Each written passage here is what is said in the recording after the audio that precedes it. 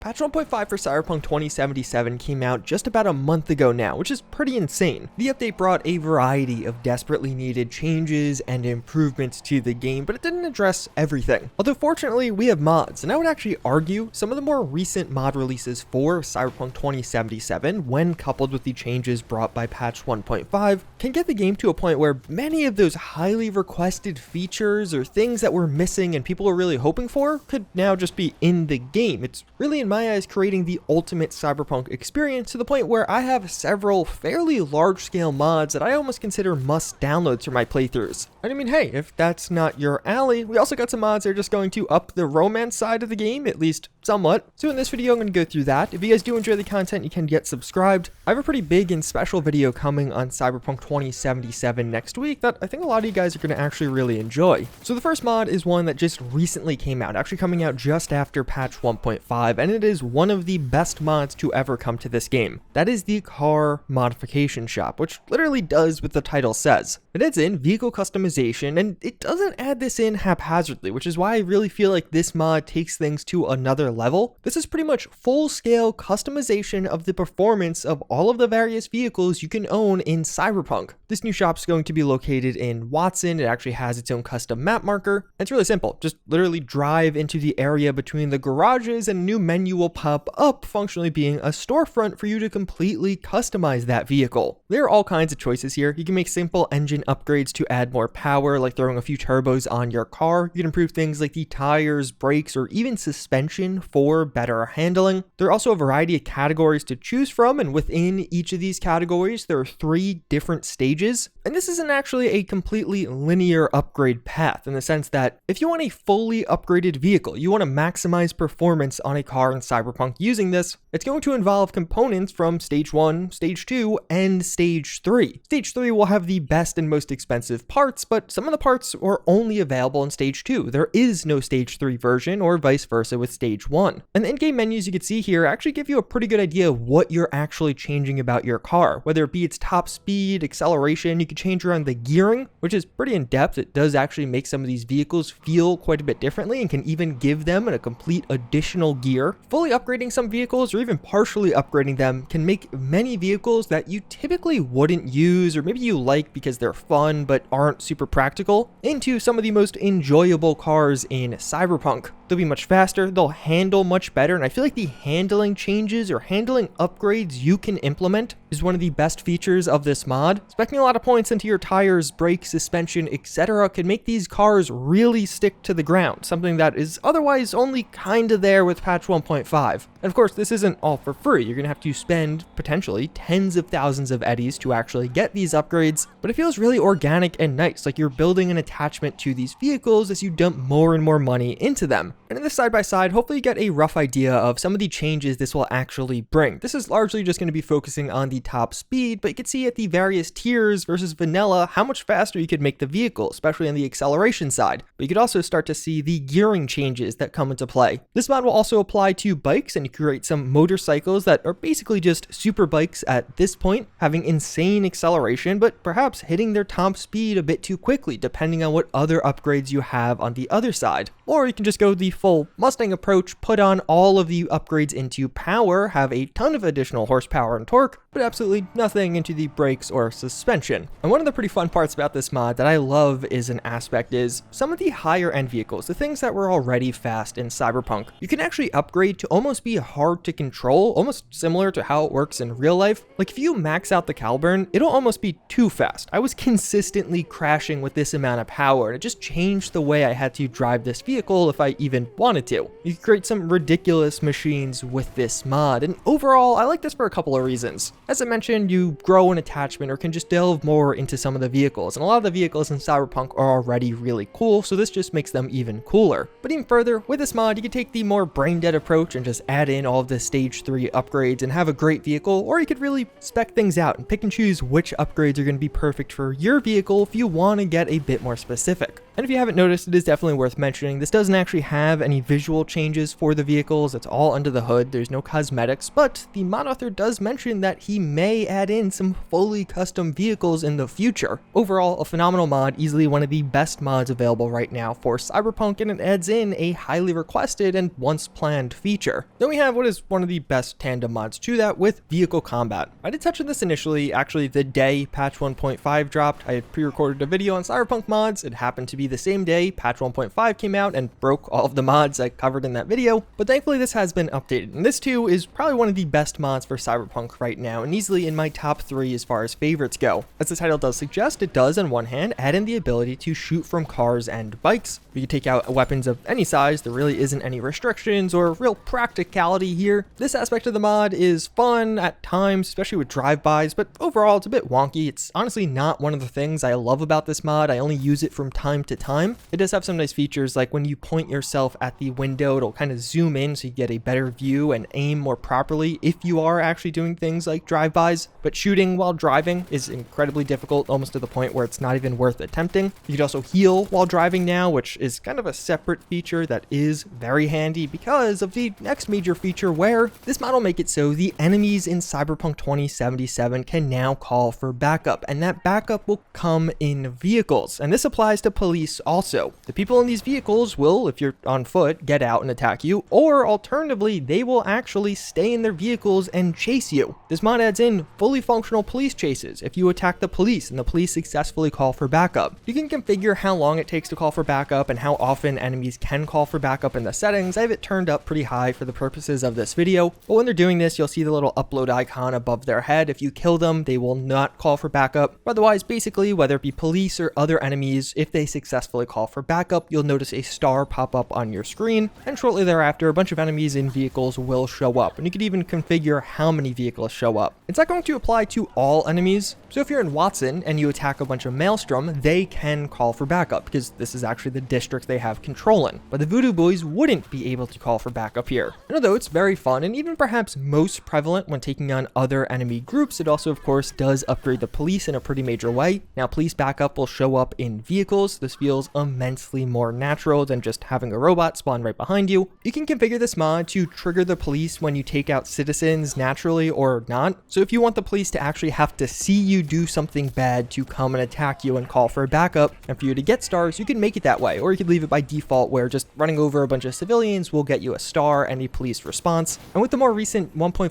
update to this mod, it improved the chase AI a lot. You could have some quite practical and long-lasting chases. There was a point where I was actually trying to film something else. I wasn't trying to show off vehicle chases, but I actually couldn't lose the people chasing me. They were following me down all kinds of turns as I was trying to make them. And overall, this is a ton of fun. Just immensely ups the sandbox fun factor in Cyberpunk, and pairs really well with that upgraded car mod. It also does bring some other changes to vehicles and actually to max tack. Larger vehicles in general will be tankier now, as well as bulletproof vehicles will have even further upgrades, as well as police vehicles will have even more health over their regular counterparts. So small cars blow up relatively fast, where big cars take a while. Max tack has a more comprehensive overhaul where there's a ton of different variants of max tack that can show up, and they are just more of a threat overall. I would say those are just kind of nice touches with the mod, where the police chases and enemies calling for backup and having car chases, or just people kind of showing up in vehicles and causing havoc, is what makes this fun. It's a fun mod more so than anything else for me. I definitely spent a lot of time just messing around with this one over the past couple of weeks. When you look at the modding scene overall, they've done a really good job at addressing some of those major missing features. We of course now have fully functional police chases, car customization, but then also a working metro and third person. The Cyberpunk modding scene is adding in a lot. Things are definitely in a pretty good spot right now. You'd even throw on the hide your gear mod, which I covered a couple of days ago, and you have the early versions of a transmog system, where you could just toggle which pieces of your armor or gear are visible or not. But following the release of patch 1.5, several other mods have released to address what I would say are some of the lingering frustrations or issues with Cyberpunk. Enhanced Weather V2 is what I think becomes an essential mod with this update. Patch 1.5 did bring some changes to weathers from CDPR, but there are just certain weathers in Cyberpunk that are rare to the point where you just never see them. One of the reasons for this, and this has always been in the game, is there are hard limits on what a weather can transition to. So for example, sunny weather only has certain weather types it can transition to, meaning you need multiple weather transitions away from sunny to get certain weather types. Like, sunny weather can never turn into acid rain. That's just simply not possible. So you're going to need sunny weather to transition to rain, and then rain to transition to acid rain, which makes things exceedingly more rare. And as you can imagine, what Enhanced Weather V2 is going to do is open up those transitions. It's going to make it so sunny weather can transition to nearly all of the various weather types in Cyberpunk, which I guess technically may down the immersion at least a little bit. That's not traditionally how weather works, but at the same time, it'll mean that you'll see way more of the weathers. There'll be way more weather variety in general, which is something I definitely like. Some of the weathers in Cyberpunk are really cool, but you basically never see them. And weather mods in general got a big upgrade with the changes CDPR brought to the weather system and with time skipping with patch 1.5. Throughout the past year or so of covering weather mods, I have tried many, and as I've talked about in some other videos, most of these just didn't work or were very difficult to get working. But thankfully now with patch 1.5, things are a lot simpler and they're much more plug and play. The Ragdoll physics overhaul is one of those mods that you might look at and be like, why do I need this? Actually, that was my own initial impression. But once you actually use it, you're like, oh, this is super satisfying and very nice. So in Cyberpunk 2077, there's this odd thing where when you take out an enemy, they kind of plank. You'll notice this, especially after I pointed out where it's just a thing where enemies have almost a full regular ragdoll when they're knocked over or initially when you take them out. Once they actually fall and hit the ground, they stiffen up like a board. And it just looks very unnatural when you're actually looking at it or paying attention to it. They sometimes even have this weird thing where they'll kick up one of their legs after falling down. Ragdoll physics overhaul works to rectify that. All this mod does is make it so when an enemy is taken down, they are a true ragdoll. They're going to flop over and move in all kinds of ways like they have no control over their body and they're not planking anymore. It'll have the effect of making the NPC interactions a bit more interesting. Taking down a group of enemies does lead to some funnier or just more immersive and natural looking fall down poses. It's one of those things that's relatively simple, but once you notice the planking, it does get quite frustrating, and this definitely just feels like a big upgrade. Honestly, this is how most other games handle taking down enemy NPCs. It's kind of surprising Cyberpunk has these weird issues around that. The same mod author actually has another mod called More Blood Splatter that does exactly what the title suggests. It is pretty cool. I would recommend it to you, but it would almost certainly get this video demonetized if I showcased it, so I'll put a link to the description, but I can't actually show it off. Speaking of things that will get this video demonetized, then we also do have looter nudes from Panam. Something that made a lot of headlines after patch 1.5 is Panam can send you almost nudes, aka lewds. After you progress the storyline with her and actually do enable the romance options, you'll be able to sleep with her at her camp now. This is something new with patch 1.5. And after this, she will eventually text you showing you this image. Well, some people out there felt like this wasn't enough. It wasn't a monumental enough picture. So although I can't show you the actual picture because it does contain nudity, they did up it a bit, where there is actual nudity in that text image. Definitely an interesting one, maybe not one for everyone, but if you wanted to create an even spicier Cyberpunk 2077, this is perhaps the option for you. With patch 1.5 to Cyberpunk 2077, they finally added the ability to customize your character after the initial character creation. You do this by looking into a mirror, but it doesn't actually give you all of the same options. You can't get into some of the more anatomical changes. You can't completely change your body structure. The appearance change unlocker is going to fix that. This will give you full open access to all of the customization options you had from the start of the game. You change your skin color, you change what some body parts look like, etc. Definitely not an immersive mod, but a nice upgrade for those of you that do want to actually edit how you look, especially deeper on a character. A mod that actually hasn't gotten updates recently, but is just an awesome one I want to recommend again is Zoomable Scopes. It's pretty simple. It'll make it so that when you're looking down a scope, you'll have a hotkey you could hit to zoom in further. With some scopes like sniper rifles, you actually can zoom in 2 additional times to greatly increase the magnification. It's a simple one, but another one I wanted to highlight because it is incredibly nice to have this in the game. Not a full-on game changer, but for those of us that do like playing with a DMR or sniper build, it is a pretty big quality of life improvement. And then last but not least, one new mod for Cyberpunk 2077 is the varied projectile launcher effects. When you use the projectile launcher in Cyberpunk, it'll always be an explosion, regardless of whether you're using electrical rounds, thermal rounds, poisonous rounds, etc. It'll always show the same explosive effect. This mod will change that and actually reflect the effect that the round is using. So if you're using thermal rounds, there'll be a big burst of flame showing, similar to how the thermal grenades will work. And if you're using tranquilizer rounds, there isn't an explosion at all, because naturally it's a tranquilizer dart. It's not going to explode, but rather just a bunch of particles in the air. It's a small one, but one I actually like, and one that I felt like deserved a bit more attention. With that said, that is a bunch of mods that I think you should probably download for Cyberpunk 2077 to create an ultimate version of this game. I feel like with some of the mods shown off in this video, combined with the 1.5 upgrades again, really creates a quite masterful and very fun experience in Cyberpunk, adding in some of those long requested and definitely missing features. If you guys enjoyed, again, I encourage you to subscribe. I have more Cyberpunk content on the way. With that said, as always, again, I thank you for watching, and I hope to see you all next time. Later.